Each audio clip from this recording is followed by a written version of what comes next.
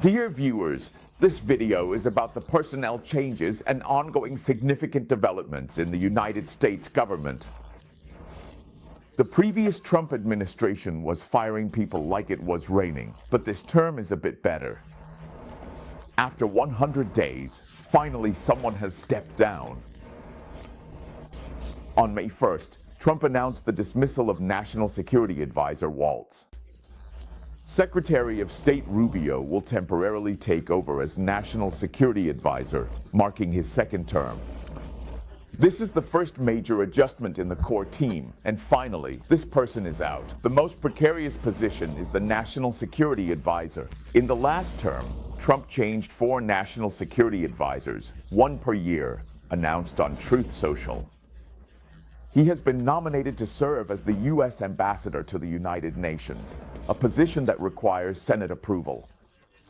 The National Security Advisor does not require Senate approval. The President appoints them because they are part of the staff, similar to the Chief of Staff. However, the U.S. Ambassador to the United Nations is a cabinet-level position and requires Senate approval.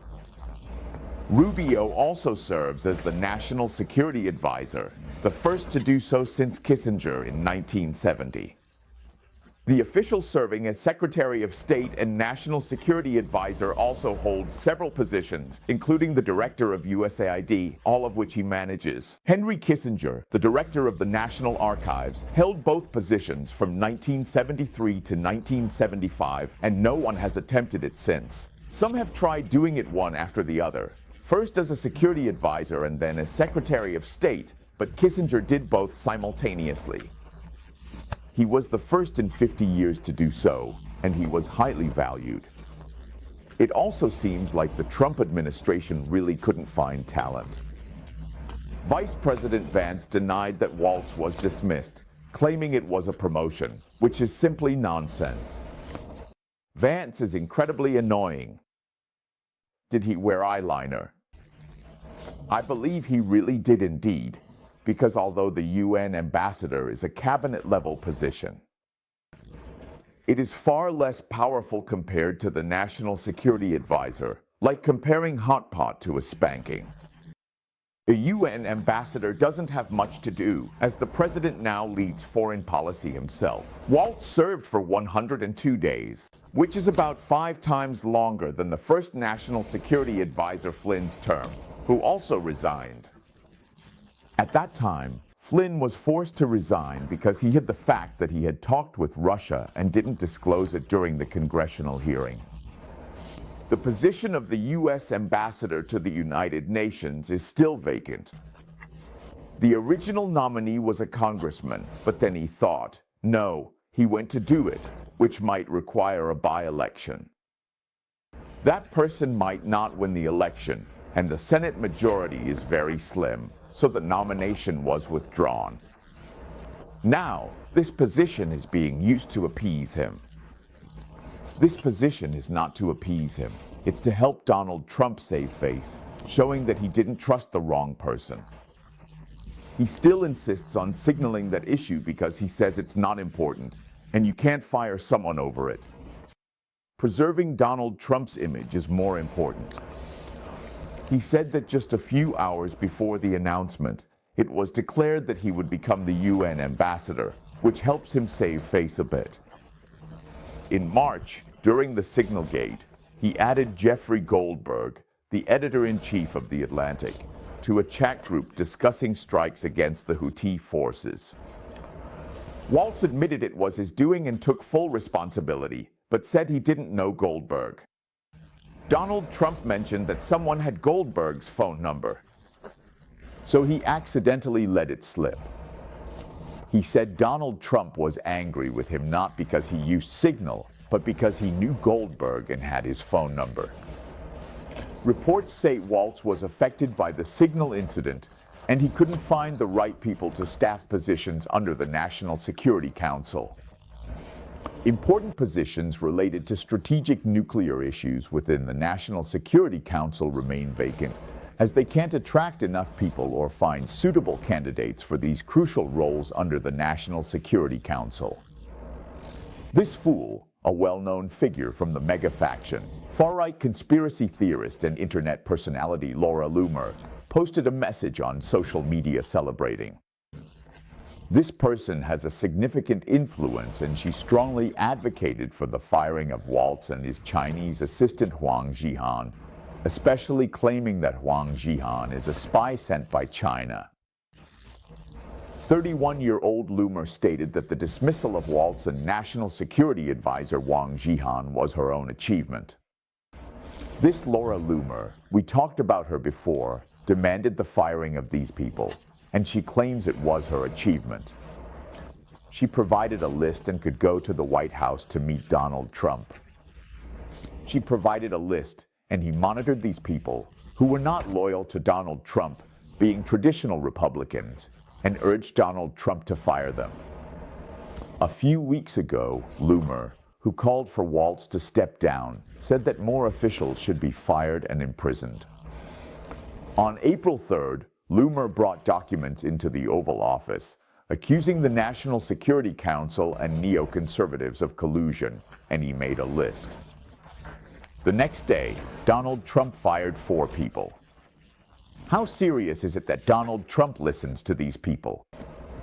Loomer submitted a list of 12 people to Donald Trump, listing National Security Council officials he deemed untrustworthy, along with evidence of each person's disloyalty. As a result, at least 8 national security officials were dismissed on April 4th. After meeting with Loomer in April, Donald Trump said it wasn't because of him. I will listen to everyone's opinions, and then I decide. It's my decision. Even before the Signal incident, Donald Trump and White House Chief of Staff Wiles were already disappointed with Wiles because the assistants he hired couldn't attract any mega faction people to work. He couldn't find any mega faction people to do the job. Wiles is ideologically out of sync. On the issues of Ukraine and Iran, he is more hawkish and advocates for sanctions against Moscow. Donald Trump would not impose sanctions on Moscow, which conflicts with the mega faction's America First policy. He has no diplomatic experience but has a rich military background, having been to Africa and the Middle East, and does not understand complex international relations. According to sources familiar with cabinet dynamics, Donald Trump does not like to go to war unless it's against very small targets. Donald Trump would only kick kids and small dogs on the street. If you're a bit tougher, he wouldn't dare to fight you, as he's too hawkish. Then he offended this woman, who holds significant power and influence. During his first term, he changed many of his staff, but this person is basically irreplaceable. She fully supported Donald Trump to win the election. Donald Trump relied entirely on Wiles, and when Waltz tried to exclude Wiles from high-level national meetings, it angered her. He told Wiles, "You don't need to attend the national security meetings. I'll inform you." People said it seemed like he treated Wiles as his subordinate, not realizing that he was actually Wiles' subordinate. The chief of staff is a very powerful person. Whether or not you get to see the president, he can say anything bad about you, and that's very serious. He was originally part of the traditional Republican establishment, and in 2016, he was a member of the party's internal blockade camp that tried to stop Donald Trump from being nominated. Someone showed Donald Trump a video of him speaking badly about Trump, and it wasn't until the 2020 election that he integrated into Trump's circle. The BBC quoted unnamed U.S. officials saying that Donald Trump believed the Senate would not agree to appoint Waltz as the ambassador to the United Nations. After that, if he can't do it, it's not my concern. This is possible because he's not from the MAGA faction, and some Republicans might oppose him. If it gets delayed, it might just fizzle out. This Huang Jihan, he was also a senior foreign policy expert during Donald Trump's first term. That crazy woman Loomer says he's a Chinese spy, that his wife is colluding with China, and that his law firm once helped him sue Donald Trump. The senior director for Asian affairs on the National Security Council, in charge of Indo-Pacific policy, Jian Irong, was also named. Jian Irong, they actually notice that whenever something happens, they look for Chinese people. Is this person of Chinese descent? This is actually racial discrimination. These are racists. Due to his establishment background, he is targeted by far-right conspiracy theorists and is being called for dismissal. The Minister of Defense, the next one will be this one. Hegseth shared confidential information on Signal, using a personal computer at the Pentagon to install Signal, sending national secrets to his wife, and taking his wife to meetings, causing chaos in the Department of Defense. However, Donald Trump still supports him for the sake of his own reputation. CBS quoted National Security Council staff, the White House Chief of Staff, Wiles, and many national security personnel are discussing future personnel changes. As it stands now, Rubio seems secure, given he holds so many positions. He is very low-key and fully cooperates with Donald Trump, abandoning all his previous positions, erasing everything he said before. He used to be tough on Russia, but now he doesn't mention any of that, criticizing Zelensky and completely siding with Donald Trump. The next one to be moved is the Secretary of Defense. According to insiders, other staff members of the National Security Council appointed by Wallace might all be dismissed. The National Security Council is being purged again, and this is really troublesome. Loomer on the X platform hopes that those who should have been fired, but instead got promoted under Wallace's management of the National Security Council, will all leave, causing chaos within the National Security Council. Former White House National Security Advisor Bolton commented on Wallace's departure, saying it reminds him of the chaos during Donald Trump's first term. At that time, 4 national security advisors were appointed. Let me see how many people Donald Trump fired during his previous term. I tell you, he changed them like a revolving door, and these were the main, most important people. The Attorney General refused to enforce Donald Trump's Muslim entry ban, and National Security Advisor Flynn, because he spoke with the Russian ambassador and didn't admit it when he went to Congress. The FBI director was dismissed due to improper handling of the Hillary email investigation. This person had already tried his best to help Donald Trump, I remember that day. A few days before the election, he suddenly reopened the investigation into Hillary.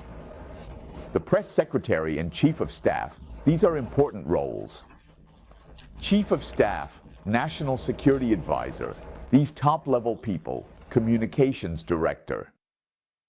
In 11 days, due to criticizing senior White House officials, Chief Strategist Bannon, not to mention, had conflicts with his son-in-law, Secretary of Health and Human Services. Secretary of State Tillerson, Secretary of State Tillerson, Attorney General, another Attorney General, Secretary of Defense. Secretary of Homeland Security, such as the Second Secretary of Defense, and a revolving door.